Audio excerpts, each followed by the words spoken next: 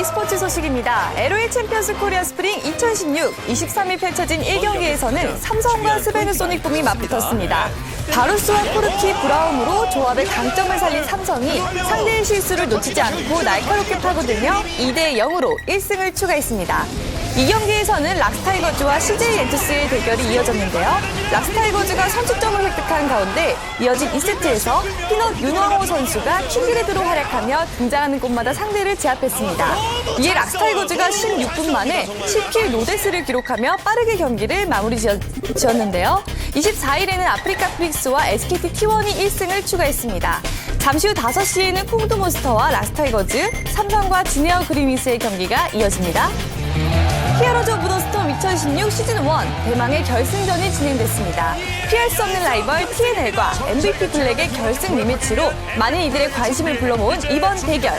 MVP 블랙이 지난 시즌 패배의 아픔을 되갚아주듯 매 경기마다 완벽한 경기력을 선보이며 앞서 나가기 시작했는데요. 메리데이 이태준 선수의 티란데가 정교한 CC 연계를 성공시키며 4대 0 완승을 거두고 이번 시즌 우승컵을 거머쥐었습니다. 다음 주에 펼쳐질 2016 글로벌 챔피언십 스프링에서도 멋진 모습 기대할게요.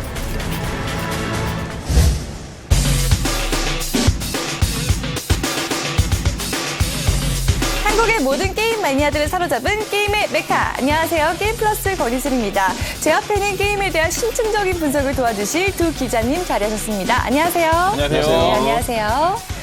히어로즈 오브 더 스톰 글로벌 대회가 4월 1일 한국에서 열렸죠? 열리죠? 히어로즈 오브 더 스톰 글로벌 서킷 2016 스프링 챔피언십이 다음 주 금요일부터 3일간 올림픽공원 내 올림픽홀에서 열립니다. 올해 첫 히어로즈 e스포츠 세계대회죠. 한국, 중국, 유럽, 북미, 남미 등 8개 지역에서 12개 팀이 참가하게 되고요. 네. 한국 팀으로는 MVP 블랙과 TNL이 참가하는데요. 두 팀이 이번에 어떤 선전을 보일지 참 기대가 됩니다. 네. 예, 히어로즈 스프링 챔피언십 같은 경우는 1차 그룹 스테이지 그리고 2차 그룹 스테이지 플레이오프 순으로 결정이 진행이 되는데요. 총 상금은 $50만, 하나로는 5억 8천만 원이나 됩니다. 그리고 블리자드의 또 마이크 모하임 CEO가 직접 방한을 해서 개회식에서 개회사를 하면 물론 또 팬들하고 같이 또 그 경기를 지켜볼 예정인데요. 네. 그 4개월 만에 한국을 다시 찾지 않습니까? 그만큼 한국 e스포츠에 대해서 관심이 그만큼 높다는 것을 다시 방증하는 예라고 볼 수 있습니다. 네, 히어로즈 오브 더 스톰 글로벌 서킷 2016 스프링 챔피언십은 4월 1, 2일 오전 11시 그리고 3일 오후 12시에 OGN에서 생방송된다고 하니까요. 많은 관심 부탁드립니다. 자, 이어지는 주 리포트에서는 콘솔 게임 공개 행사 현장을 소개해드리고요. 또 요즘 이슈로 떠오른 LOL 헬퍼 논란에 대해서 집중 파헤쳐봤다고 합니다.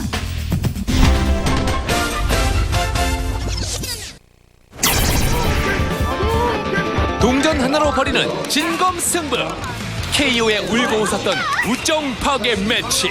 90년대 오락실에 모여 고수들의 대결을 감상하던 모습은 현재 e스포츠 문화의 초석이기도 한데 90년대 게임센터와 지금의 e스포츠 문화는 좀 닮아있다고 생각을 해요. 오프라인에서 모여서 서로 얼굴을 맞대고 대전을 즐기고 있는 상황인데 일단 한국의 이제 게임센터에서 격투게임이라는 장르는 90년대 스트리트 파이터 2를 시작으로 킹 오브 파이터즈 시리즈, SNK의 기타 격투게임들이 굉장히 들어가왔습니다. 90년대를 주름 잡았던 대전 격투게임의 주역들이 최근 다시 주목받고 있다. 지난 20일 콘솔 마니아들의 혼을 쏙 빼놓은 공개 행사 현장. 대방출된 다양한 이슈 중 첫 번째는 바로 업데이트 소식. 가장 먼저 유저들과 만난 타이틀은 2D 액션 게임 길티 기어 이그저드 리벨레이터. 다양한 캐릭터와 속도감 있는 플레이로 지난 18년간 유저들에게 사랑받아온 길티 기어 시리즈의 최신작인데ギルティギアイグザードレベレーターなんですが、ハングル版の開発が決定いたしまして、今回の最新作では、前作サインからキャラクターバランスを踏襲しつつ6体の新キャラクター、そして、ネットワークモードの、大幅なパワーアップ、そして、チュートリアルだったり、トレーニングモードなどオフラインのモードも、今まで以上にパワーアップして、さらに楽しく遊べる格闘ゲームとして作っております。 이번 최신작에는 한국 유저들을 위한 특별한 선물도 준비되어 있었는데 바로 시리즈 최초로 추가된 한국인 캐릭터 금혜연. 노인의 모습을 한 로봇을 조종하는 조율사로 검은 고를 활용하는 컨셉트로 눈길을 끌었다. 장래의 흥분이 가라앉기도 전 이번엔 한 의문의 여인이 무대에 나타났는데 안녕하세요. カプコンのストリートファイター5アシスタントプロデューサーの綾野です。 대전 격투 게임 붐의 시초인 스트리트 파이터의 최신작 스트리트 파이터 5의 업데이트 소식을 알리기 위해 유저들에게 가장 친숙한 춘리로 깜짝 분장한 프로듀서. ストリートファイター5は、V システムと言われるシステムを搭載しました。でこれが本当に大きくストリートファイター4とは違うところなんですけども V リバーサルそして V スキルで V トリガーこの3つの V システムを使って戦っていただければ勝率もどんどん上がっていくんじゃないかと思ってます。 V 스킬 시스템으로 전작과 차별성을 둔 것은 물론 스트리트 파이터 3에서 주인공으로 등장한 알렉스를 비롯해 가일, 발로그 등 총 6개의 신규 캐릭터 추가 계획까지 밝히며 신작 타이틀의 업데이트 공개를 모두 마쳤는데 하지만 여기서 끝나면 서운하지. 이날 현장에는 유저들이 직접 플레이해볼 수 있는 시연 부스가 마련돼 콘솔 마니아들의 플레이 욕구를 자극했다. 대전 게임 되게 좋아하거든요. 친구들도 많이 놀러 와가지고 서로의 승부욕 때문에 서로 막 이기려고 많이 열심히 하고 내기도 하지 않아 보니까 오는 친구들마다 이제 우정이 파괴돼가지고 치솟는 승부욕에 우정만 파괴되랴. 여기저기서 애정의 금 가는 소리도 들려왔으니 이기긴 제가 이겼습니다. 대전 게임 할 땐 승부욕이 붙는 것 같아가지고 서로 봐주는 것 없이 그렇게 게임을 합니다. 안 좋아요. 다음에 꼭 이길 거예요. 승부 앞엔 친구도 애인도 없다. 대전 격투 게임 앞에서 이상하게 발동하는 승부욕. 이들의 대전 본능에 불을 붙이기 위해 게임사에서 준비한 두 번째 뉴스. 今回は16キャラクターに絞ってでそして2月16日のローンチに向けて本当に開発陣が、丹精込めてバランシングを整えていきましたので発売していきなり、e スポーツとしての、仕上がった格闘ゲームになっていると思います。 국내에선 다소 낯선 콘솔 게임의 e스포츠와 스트리트 파이터 5 대회가 한국에서 진행되는 것은 물론 2016년 캡콤 프로 투어의 아시아 지역 결승전이 한국에서 열리게 될 예정인데 한국은 지난 21일 세계 대회에서 우승한 차밀 이선우 선수처럼 국제적으로도 강력한 인재들을 보유하고 있지만 정작 국내에서는 콘솔 리그가 낯선 것이 사실. 콘솔 게임 한국의 e스포츠 시장은 아직 그렇게 크지는 않고요. 캡콤 프로 투어라는 큰 지금 대회가 진행 중에 있는데 그 결승 대회를 이번에 한국에서 하게 됐거든요. 일단 해외의 그 격투 게임 대회 같은 경우에는 현장 유저들은 대부분 한 2,000명에서 3,000명 정도. 그다음에 온라인에서 이제 스트리밍 방송을 시청하는 유저들은 에볼루션 같은 큰 대회가 되면은 거의 3일 누적으로 20만 명 이상이 관람을 하고 있죠. 이번 스트리트 파이터 5를 계기로 한국에서 콘솔 게임 리그가 더 활성화될 것이라고 생각합니다. 한글화 타이틀 발매와 유저 친화 행사 등 최근 한국 유저들에게 먼저 손을 내밀고 있는 콘솔 게임 시장. 이번엔 대전 격투 게임의 승부욕을 활용 국내 유저들에게 친숙한 e스포츠로 한 걸음 더 다가가려 하고 있는데 한국에서도 콘솔 리그가 활성화돼 한국 e스포츠의 위상을 높여줄 새로운 플랫폼으로 성장하길 기대해본다. 글로벌 최대 동시 접속자 수 750만 명. 국내 PC방 점유율 190주 연속 1위.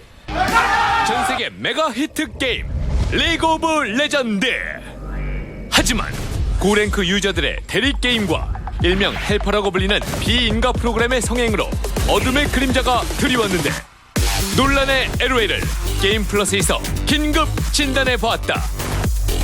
리그 오브 레전드 이대로 괜찮은가?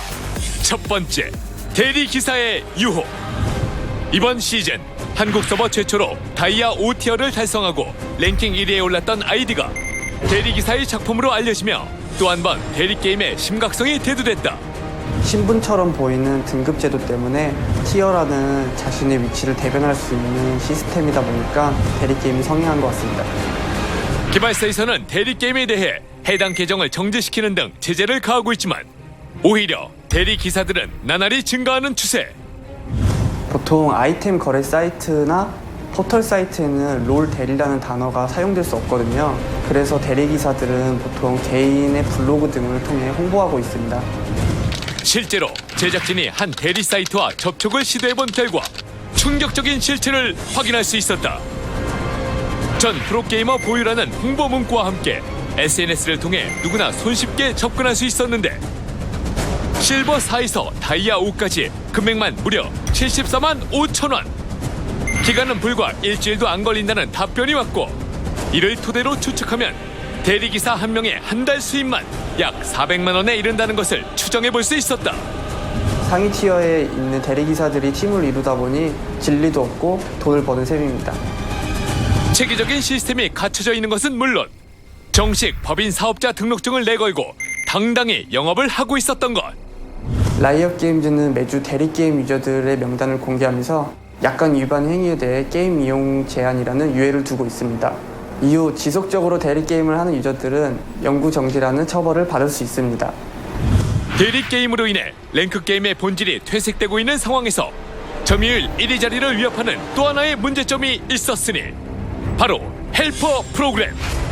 리그 오브 레전드 이대로 괜찮은가? 두 번째, 누구나 페이커가 될 수 있다.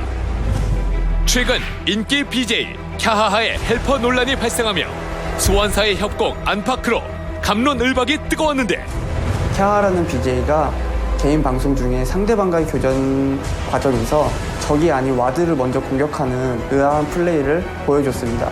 이에 대해서 현 프로게이머인 캡틴 잭과 프레이 선수가 헬퍼 프로그램이 아니냐는 의혹을 제기했었는데요.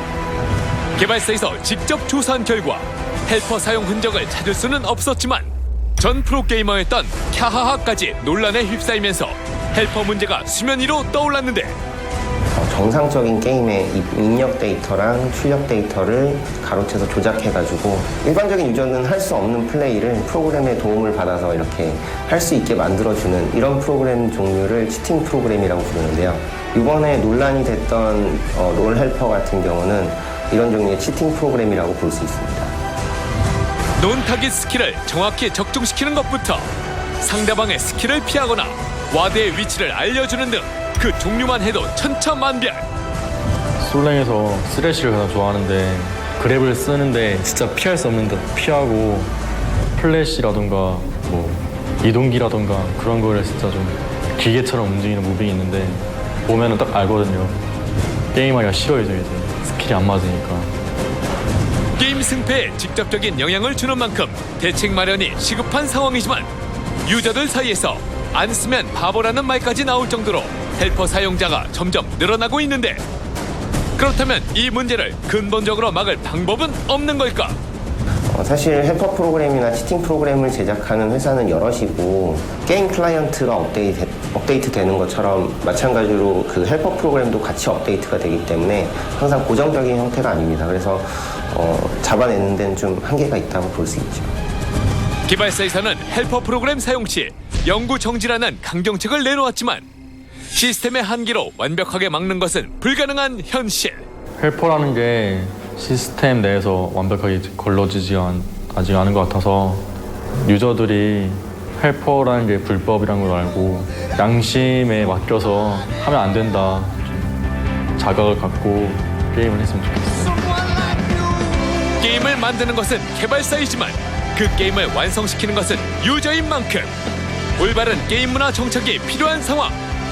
하루빨리 대리 게임과 헬퍼 프로그램 등 게임 전반에 해를 가하는 불법 행위들이 사라져 모든 유저들이 정정당당하게 게임을 즐길 수 있는 건전한 소환사의 협곡이 되길 바란다. 네, 나날이 심각해져가는 대리게임과 헬퍼 논란, 건전한 게임 문화를 위해서라도 하루빨리 근절되어야 할 것입니다. 한편 앞서 소개된 콘솔 게임 공개 행사 현장에서는 e스포츠 소식 외에도 신작 게임 발매 소식도 전해졌는데요.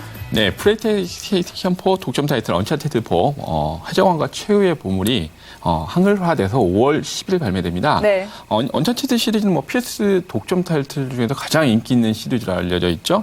특히 뭐 언터치드 시리즈 3, 그러니까 전작이 2013년에 나왔으니까요. 이번엔 4는 3년 만에 나오는 건데요. 특히 이 4가 이 시리즈의 마지막 편이라고 해서 굉장히 지금 많은 관심을 모으고 있어요. 네. 그래서 더 많은 유저들이 굉장히 관심을 많이 가지고 있는데 5대5 멀티플레이가 또 재밌다고 합니다. 네.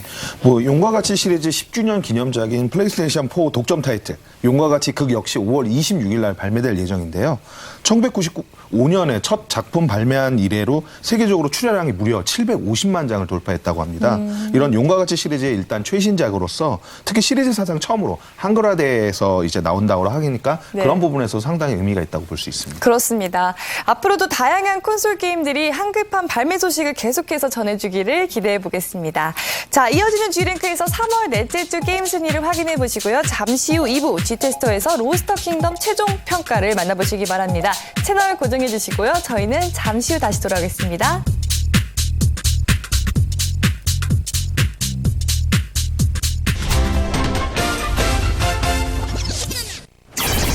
한 주간의 게임 순위는 물론 게임계 트렌드까지 한눈에 살펴보는 시간 G랭크.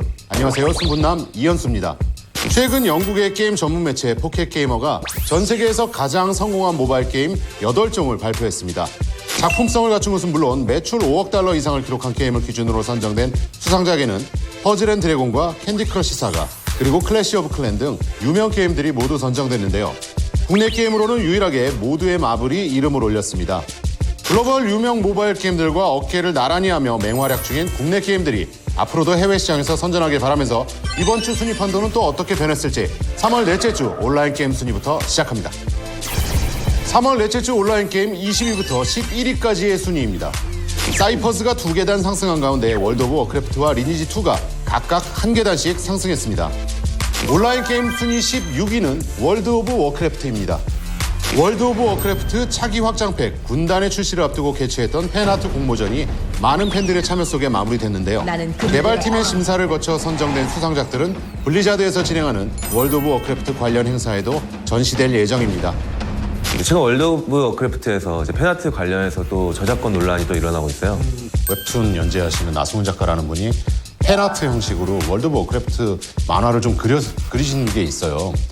원작보다 좀 이미지적으로는 훨씬 더 귀엽고 팬들에게 사랑을 받는 그런 캐릭터가 있었는데 이게 나는 MT다. 그러니까 우리나라에 수입된 이름으로는 마스터 탱커라는 이름으로 수입됐던 그 모바일 게임이 이 캐릭터를 상당 부분 많이 그 모습 그대로를 게임에 차용해서 메인 캐릭터로 활용을 했거든요. 정말 로코조이가 몰랐을까라는 부분에 있어서 좀 의문을 제기할 수밖에 없는 게 월드 오브 워크래프트 쪽에 이 판권 계약을 또 해요. 로코조이가. 그러면은 이게 월드 오브 워크래프트에서 생산된 캐릭터네? 라는 걸 로코조이가 인식하고 있었던 얘기거든요. 문제의 단초를 제공한 건 중국 쪽 개발사라고 봐야죠. 명확하지 않은 걸 가져다 쓸 수 있다고 생각하는 것부터가 잘못된 거죠. 명확하지 않은 건 쓰지 않아야 맞는 거고. 거기서부터 시작된 부분이 아닌가. 온라인 게임 순위 12위는 워크래프트 3입니다. 출시된 지 12년이 지난 워크래프트 3가 새로운 업데이트를 공개했는데요. 대전을 쉽게 즐길 수 있는 매치메이킹을 비롯해 전 세계 유저들과 소통할 수 있는 신규 시스템 등 다양한 콘텐츠를 선보일 예정입니다. 워크래프트 3가 12년 지났는데 네. 다시 또 업데이트가 돼가지고 유저들을 끌려고 하고 있어요. 네. 사실 저는 워크래프트 3는 그렇게 안 놀랐어요. 근데 디아블로 2에 업데이트를 했어요. 이건 뭐지? 뭐 생각할 정도로 이게 정말 많은 수의 사람들이 아니란 말이에요. 이런 상황에서 업데이트를 한다는 건 이거를 지금 업데이트해서 그렇게 이상이 없을 듯한 게임들에다가 선행 테스트를 해보고 있는 건 아닌가. 그러니까 예를 들면 매킨토시에서 맥 플랫폼에서 좀 더 안정적으로 구동되게 한다거나 혹은 매치메이킹 시스템에 대한 테스트. 그러니까 이게 안정적인 어떤 테스트가 끝나고 나면 신작 게임들에도 분명히 반영되긴 하겠죠. 근데 포장되어 있기는 이제 더 이상 수익이 나지 않는 게임에도 서비스를 합니다. 어머님 고향집에 보일러 놔드리는 이런 느낌의 효도를 하고 있는 듯한 느낌인데 시스템적인 업데이트라든가 이후 작품을 개발하는 데 있어서 약간 베타 테스트 같은 느낌의 것들도 좀 들어가 있기는 해요. 그런 패치가 아니었을까요, 이번? 계속해서 온라인 게임 10위부터 2위까지의 순위입니다. 스타크래프트와 아이온이 각각 2계단씩 그리고 블레이드 앤 소울이 1계단 상승했습니다. 온라인 게임 순위 8위는 아이온입니다. 아이온이 테스트 서버를 통해 신규 업데이트 영광의 재현을 선보였는데요. 이번 업데이트에서는 천족과 마족이 6대6으로 승부를 겨루는 하이데바 전용 전장 루나토리움 유적지와 신규 제작 시스템, 마력 제작 시스템 등 다양한 콘텐츠가 공개됐습니다. 네, 아이온이 또 업데이트를 또 오랜만에 진행을 했는데 그렇죠. 신규 업데이트 제목도 영광의 재현이에요. 엑소프트도 참 힘든 게 뭐냐면은 기존 유저들 계속해서 아이온, 불소, 리니지 1, 2 계속해서 끌고 가야 됩니다. 모바일 게임들도 계속해서 만들어내야 돼요. 그 부분에 있어서 굉장히 많은 노력을 기울이고 있다는 거. 정말 허투루 크게 된 기업이 아니구나. 그냥 대강 유지되는 기업이 아니구나라는 걸 이런 업데이트 소식이라든가 최근에 성장 동력을 계속해서 만들어내는 걸 보면 다시 한번 확인할 수 있는 것 같습니다. 이번 주에는 많은 게임의 순위가 오르내리면서 변동이 잦은 한 주였는데요. 그렇다면 과연 모바일 게임 순위에는 어떤 변화가 있었을지 지금 확인해 보시죠.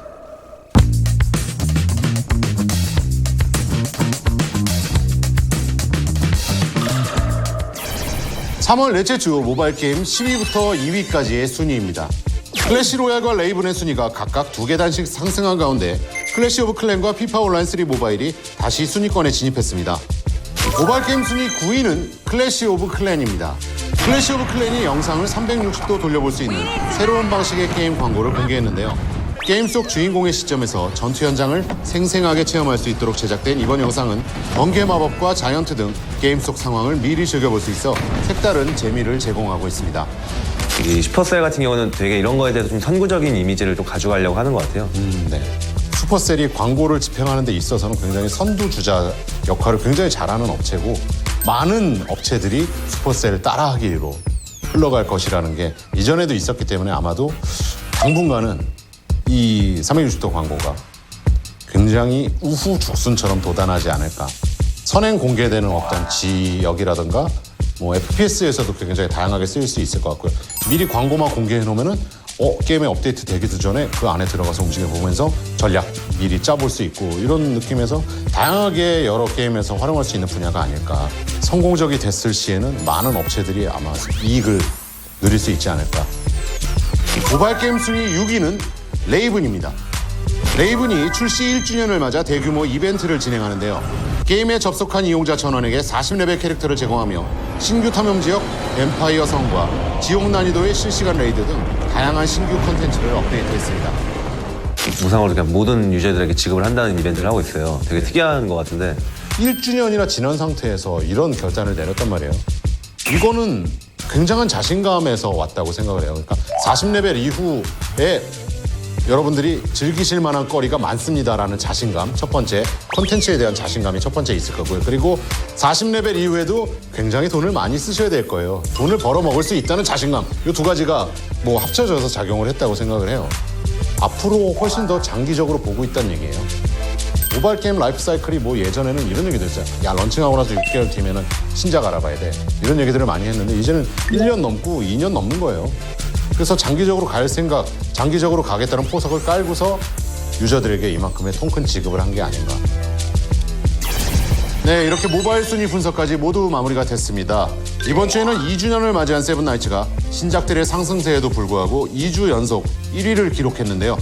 다음 주에는 어떤 게임이 왕좌를 차지할지 기대해보면서 순분남의 G랭크 여기서 인사드리겠습니다. 감사합니다.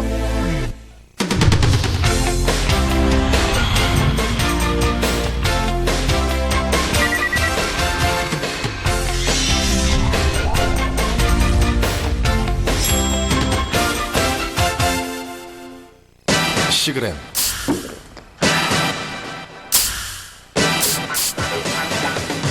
톡 쏜다.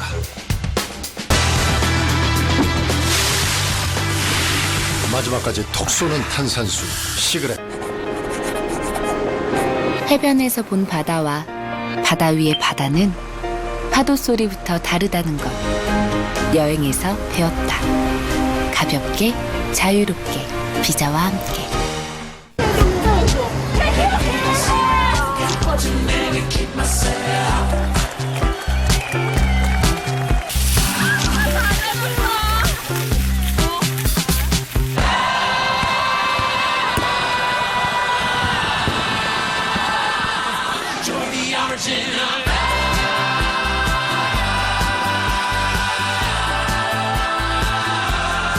Galaxy S7 Edge S7.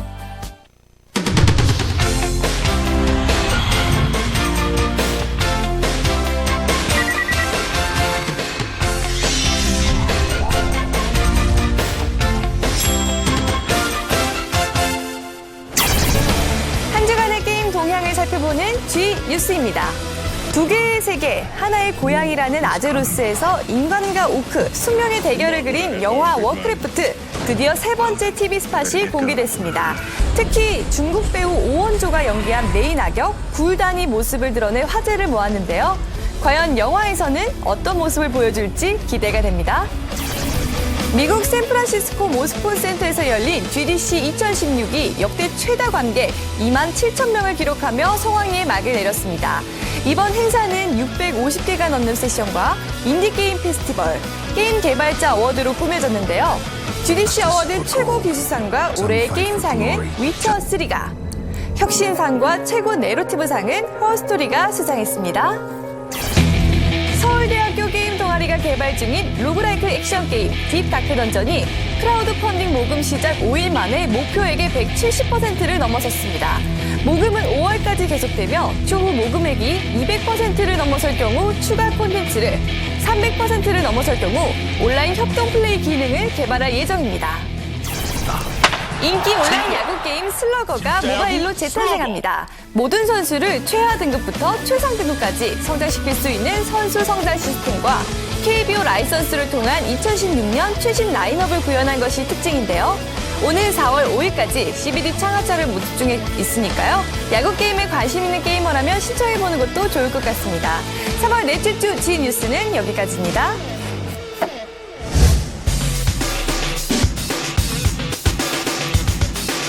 게임 플러스 2부 G뉴스와 함께 시작했습니다. 정부가 게임과 관련해 불법 사설 서버 감시단을 조성한다고 하죠? 네, 정부가 연 2천억 원에 이르는 게임 불법 사설 서버로 인한 피해를 줄이기 위해서 나섰는데요. 게임물 관리위원회와 부산 지방경찰청 그리고 NC소프트 등 주요 게임사들이 내달 초 불법 사설 서버 근절을 위해서 협의체를 구성한다고 합니다. 네. 사설 서버를 통해서 부당 이익을 얻은 어떤 범죄단체라든가 건강한 게임 생태계 조성이 목적이라고 합니다. 네. 네. 불법 사설 서버 같은 경우는 게임사가 운영하는 그 정식 서버보다 확실히 레벨을 올리는 데는 훨씬 쉽게 올릴 수도 있고 네. 또 고가의 아이템도 상대적으로 저렴하게 팔리기 때문에 사실은 유저들을 유혹하고 있는 것이 사실입니다. 실제 뮤 온라인 그리고 리니지 등이 불법 서버 때문에 크게 몸살을 앓기도 했었는데요. 이번 불법 사설 서버 감시단이 그 현실적인 제재를 위해서 사법기관의 힘까지 모았다고 하니까요. 더욱 효과적으로 작동될지 기대됩니다. 네, 그렇습니다. 게임 업계를 위협하고 있는 불법 행위들의 가장 큰 문제가 현실적인 해결책이나 예방책이 부족하다는 건데요. 앞으로의 활약 기대해 보도록 하겠습니다. 자, 이어지는 G테스터에서 로스트 오브 킹덤의 최종 평가를 만나보시죠.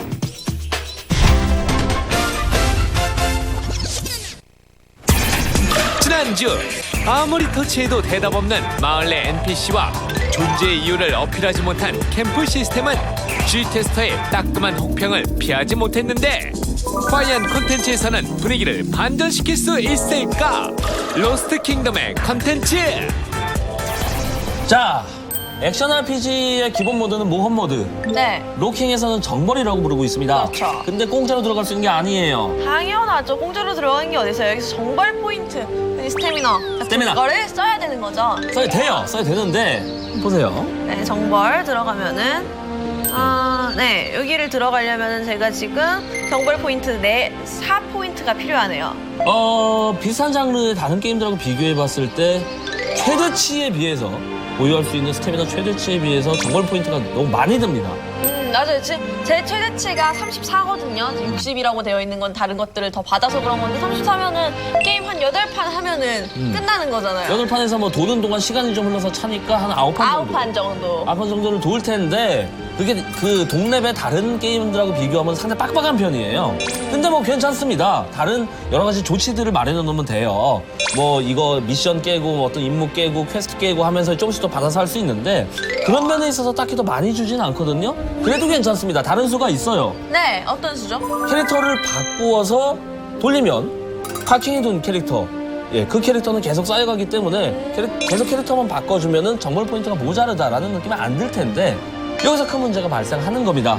그렇습니다. 캐릭터가 지금 딱 2개밖에 없어요. 2개. 이거는 분명히 문제가 있습니다. 사실 여기 들어와 보면은 캐릭터가 3가지처럼 보이잖아요. 보이죠? 근데 사실 이 마지막 거는 눌러보면 되는 건가 하고서 애니메이션을 딱 보고 나면은 아크메이지는 커밍 순 고를 수가 없습니다. 실제로 지금 오픈 이후에 고를 수 있는 캐릭터는 단 2개. 그렇죠. 2개인 거죠. 단 2종인데 그마저도 지금 스태미나 포인트가 상당히 빡빡하다 보니까 요거 돌리고 요거 조금 돌리다 보면은 더 이상 현질 말고는 내가 게임을 할 수 있는 방법이 없다. 이렇게 돼버리는 거지요. 근데 지금 3개의 캐릭터를 준비를 했는데 하나는 비공개 상태잖아요. 예. 이게 뭐 전략적으로 2개를 먼저 해보고서 이제 이건 좀 이따가 줄 테니까 얘도 해봐 하면서 좀 오래 붙잡아 두려는 뭐 그런 전략인가요? 그럴 수 있어요. 런칭 전까지 만들어둔 컨텐츠를 한 방에 다 푸는 게 아닙니다. 네. 유지해야 되니까 적당히 푸는, 마치 댐에서 물을 방류하는 것처럼 적당히 시기를 봐가면서 이제 컨텐츠들을 풀게 되는데, 만약에 로스트 킹덤의 현재 캐릭터가 4시고 그중에 3만 풀려 있다면 그럴 수도 있겠다라고 생각할 거예요. 근데 셋 중에 2만 풀려 있다라면 절대 그럴 가능성은 없습니다. 2를 가지고 나중에 상당히 작게 느껴지고 볼륨이 너무 작게 느껴져요. 그럴 가능성은 없어요. 이거는 진짜 개발이 덜 됐다고 저는 생각하고 있습니다. 어쨌든 콘텐츠의 기본이라고 하면은 그 모험 모드. 여기서는 모험 모드. 정벌이죠. 정벌. 네, 정벌은 어떤가요? 히트의 서비스 초기 때 들려왔었던 히트의 단점. 네. 치명적인 단점이라고도 불렸습니다. 그게 바로 모험 모드 얘들 너무 돌려 쓰는 거 아니야? 18월드가 있었는데 6월드만 있고 그거를 3번이나 돌렸어서 그래서 18월드를 만든 건데, 물론 로킹에도 같은 구성이 없다고는 할 수 없지만 그래도 히트에 비해서는 지금 준비된 모험 모드 스테이지의 양들이 상당히 많거든요. 히트에 비해서 컨텐츠 볼륨 쪽으로는 확실히 우위를 점하고 있어요. 물론 히트도 지금 많이 늘어났습니다만 서비스 초기를 생각했을 때요. 그거 있잖아요. 내가 개를 데리고 산책을 할 때 개가 항상 내 뒤에 따라갑니까? 아, 그건 아니죠. 그렇죠. 가끔 앞서거니 뒤서거니 하면서 어쨌든 같이 앞으로 따라가잖아요. 그렇죠. 그것처럼 레벨링 그래프도 무조건 우상향으로 빠듯하게 가는 게 아니라 여기에서는 좀 왔다 갔다 그렇지, 하면서 그렇지. 그 어떤 이제 지루함을 덜하게 하기 위해서 그래프 이제 상승폭이 약간씩 달라지는데 히트에서는 그것을 2, 5, 8, 10 이런 식으로 줬어요. 5스테이지에서 많이 올라가고 10스테이지에서 엄청 올라갑니다. 그리고 2스테이지, 8스테이지에서 약간 변화를 줬고요. 이게 어떤 그래프 상승의 어떤 그 기법인데, 지루함을 덜하기 위한. 지금 로킹에서는 2스테이지하고 8스테이지는 딱히 별게 없어요. 5, 10 두 개로 갑니다. 네, 맞아요. 50. 지금 5하고 10만, 5단위하고 10단위만 달라요, 표시 예, 자체가. 표시 자체가 달라지죠. 5스테이지에서 특별한 시도들을 많이 했어요. 첫 번째, 디펜스. 맞아요. 성문을 방어하는 거. 방어하는 거죠. 디펜스 좋아요. 그리고 어떤 것은 호위가 있습니다. 디펜스랑 비슷은 해요. 근데 디펜스는 내가 간 자리에 서 있고 들어오는 거 막는 거잖아요. 그렇죠. 호위는 내가 데리고 가는 겁니다. 자, 그러면 스페셜 스테이지 5스테이지를 한번 들어가 보겠습니다. 여기는 65스테이지죠? 55스테이지. 55스테이지입니다. 55스테이지 한번 들어가 보도록 하지요. 네. 호위. 자, 지금 보시면 뒤에 저를 따라오고 있는 친구들이 있어요. 저 병사들 아군을 안전지대까지 잘 호위해야 돼요. 네. 근데 이거 잘 모르고 그냥 하던 대로 해도 호위 잘 됩니다. 이 친구들이 죽는 경우도 있나요? 제가 죽는 경우를 못 본 것 같아가지고. 저도 아직 못 봤다면 죽여봅시다. 그럴까요? 가만히 있어볼까요? 몸 많은 데 가서 가만 내비둬봐요. 여기서 빠져봐요. 그러고서 나는 도망가는 도망가. 나만 따라오는데? 나만 때릴 거야? 잠깐. 애들 피가. 근데 피가 닳긴 달아요. 아, 보면은 달아. 호위 퀘스트를 지금 실패할 수 있는 저의 기회인 것 보여줘. 같아요. 이제 화면에 들어오게. 저 친구 하나 피가 많이 달았어요. 제 기수예요, 네, 기수. 한 명 굉장히 기수는 공격력이 없어서 방어력이 없어서 그런가요? 혼자 피가 많이 달았어요. 뭐 어그로를 더 많이 끌어서 그런지 그것은 확인할 수 없지만. 자, 그러면은 자, 보여줘. 죽는 과정을 지켜봅시다. 기수가 죽었어요. 호위 실패할 수 있구나. 예, 저희가 이걸 상당히 신기해하는 이유가 웬만해선 기수가 잘 안 죽기 네, 때문입니다. 그러니까 내가 죽어서 실패하는 거가 있으면 있었지 기술을 죽여서 실패하는 경우는 본 적이 없기 때문에. 웬만하면 없거든요. 네. 뭐 그건 이제 밸런싱만 조금 신경 쓰면은 그렇게 긴장감을 유도할 수 있긴 있을 텐데, 지금은 일단 기수가 잘 안 죽고 네. 어찌됐건 간에 이렇게 스페셜한 특별한 게임 룰로서 좀 이제 분위기 반전을 시켜준 건 상당히 좋은 것 같아요. 네. 자, 지금 저희가 뭐 그 난이도 5단위마다 특이한 시도들을 하고 있다, 특이한 스테이지들이 있다 이렇게 말씀을 드렸는데 또 20단위마다 보스가 나와요. 그렇지. 5단위는 스페셜 스테이지, 20단위에는 진짜 보스. 네. 그래서 20, 지금 보시는 것처럼 40, 그리고 또 넘어가서 60. 이렇게 보스 스테이지들이 있는데 사실 제가 아직 60은 못 깼어요. 한번 지금 시청자분들 앞에서 한번 깨보도록 하죠. 아, 못 깰 것 같은데. 들어보세요. 저는 늘 자동 전투를 하기 때문에. 자, 그럼 적당히 자동 전투에서 스킬만 써주면 되죠? 네, 근데 이게 스킬이 그렇게 마구마구 쓰면 안 돼요. 쿨이 기니까. 네, 쿨이 길어서 그 적당하게 내가 지금 당장 스킬을 써서 잡을 친구들이 많이 있다고 하더라도 차별성 있게 10초 이상 기다렸다가 눌러줘야지 원활하게 맞습니다. 스킬을 쓸 수가 있습니다. 모바일 액션 RPG에서의 스킬이라는 거는 단순히 공격력이 증가하는 것 외에도 그 쓰는 동안 내가 무적이거든요. 쿨타임을 잘 계산하여 전략적 플레이를 해야 될 필요가 있는 거죠. 네, 그렇죠. 근데 지금 로스트 킹덤 같은 경우에는 쿨이 상당히 길기 때문에 네. 위험에 빠질 수 있는 기간이 상당히 길어요, 그 시간이. 쿨타임 조절 잘 하셔야 되고요. 그래서 이게 권장 공방이 안 되면은 사실 되게 어려운 거예요. 여러 가지로 안 좋은. 하지만 권장 공방이 되지 않았다 하더라도 컨트롤로 극복할 수 있지요. 위기가 닥치면 스킬을 써서 무적 시간을 활용하면 되고요. 피업선! 으이그! 네, 고맙습니다. 아유, 큰시 하나 웃겨가지고. 부활하세요. 어찌 G테스터의 멤버라고 할 수 있습니까? 보세요. 외곽으로 돌아. 내가 쿨이야. 기본이죠. 내 스킬이 쿨이다. 돌아. 앵글백은 돌아. 어차피 별 3개에는 미련이 갇혀서 어차피 별 3개에 미련이 없기 때문에 어쩔 수 깨는 없어요. 거가 중요한 거니까요. 그렇지요. 돌아 쭉쭉 돌아 쿨이 돌아와. 자, 이게 쿨이 돌아오면요. 가서 일단 평타를 적당히 쳐주다가 맞기 직전에 이렇게 난도질 한번 해주고요. 좀 나가서 식사하고 오세요. 그럼 깨놓을게요. 이 보스는 한 번 맞잖아요. 그럼 바로 죽어요. 한 번 맞으면 죽나요? 한 번 맞으면 죽는 그게 있어요. 막 때리면은 그냥 한 방에 죽는 게 있어요. 역필살. 쿨 돌아왔어요. 야, 물약 하나 먹어주고요. 물약풀. 네. 이거 한 번에 죽는 그거. 이거 지금 1000이어서 죽는 게 아니에요. 2000이어도 죽고 3000이어도 죽고. 웬만한 제 피로는 그냥 죽어요. 저희가 지금 정보를 직접 플레이해보면서 알아봤잖아요. 좀 어떠셨나요? 무난합니다. 그 5스테이지마다 나오는 스페셜 스테이지 시도는 괜찮은 것들이 많았고요. 네. 그리고 컨텐츠 볼륨, 초도 물량이라고 하는데 처음 런칭했을 때 공개된 물량도 사실 적은 편은 아니었고요. 이 정도면은 모험 모드에서 딱히 흠잡힐 일은 없다.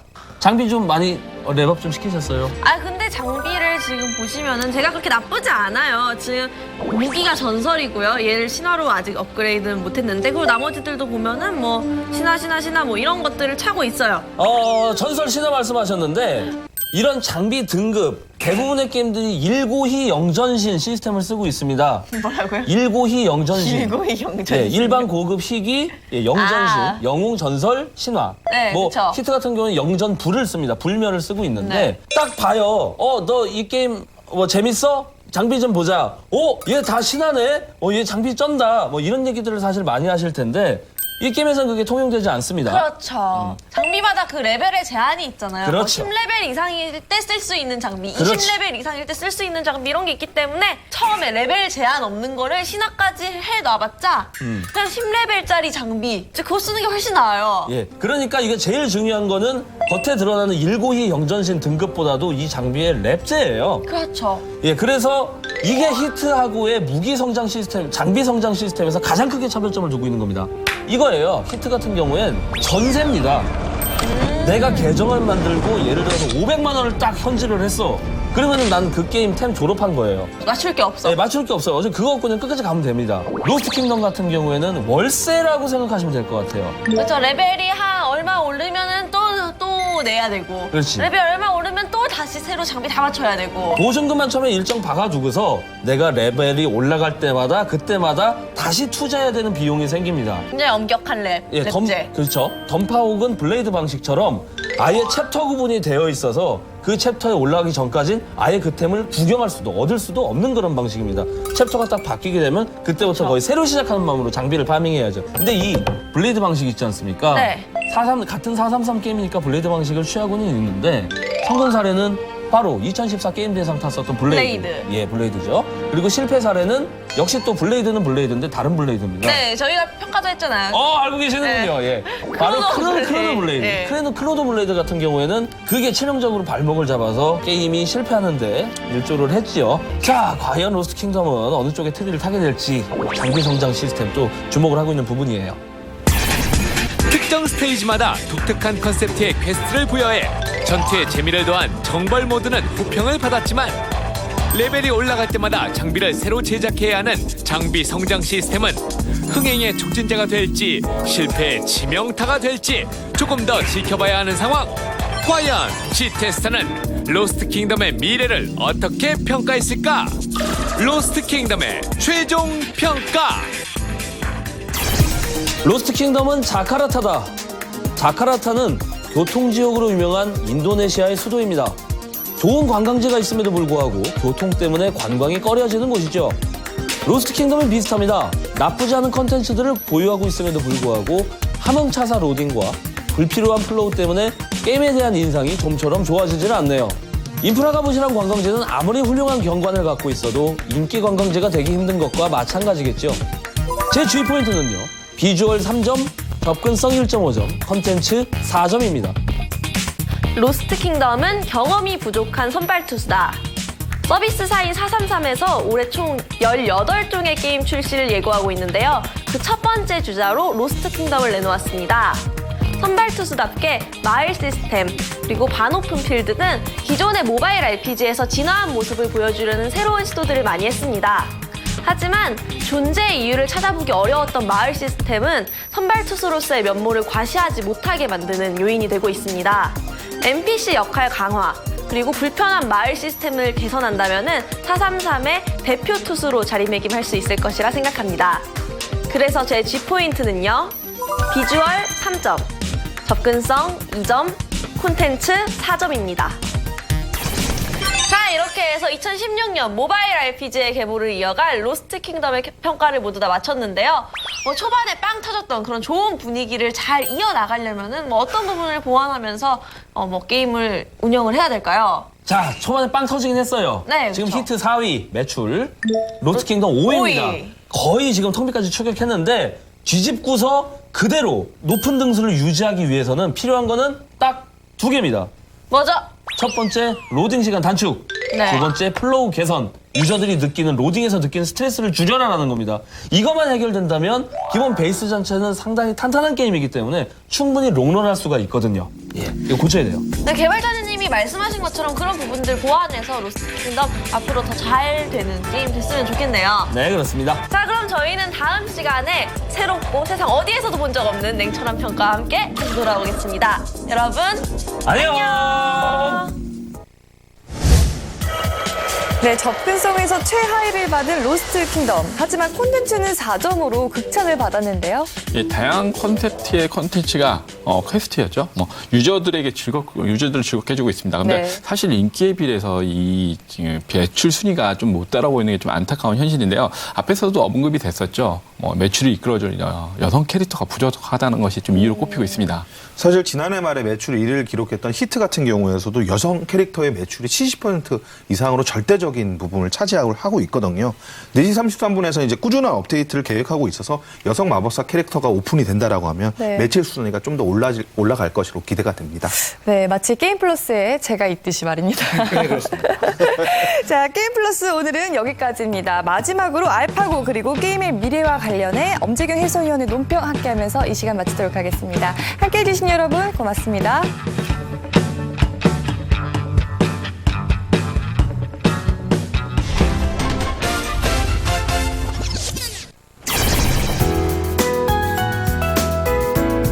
게임의 화제를 집중 조명해보는 G포커스의 엄재경입니다.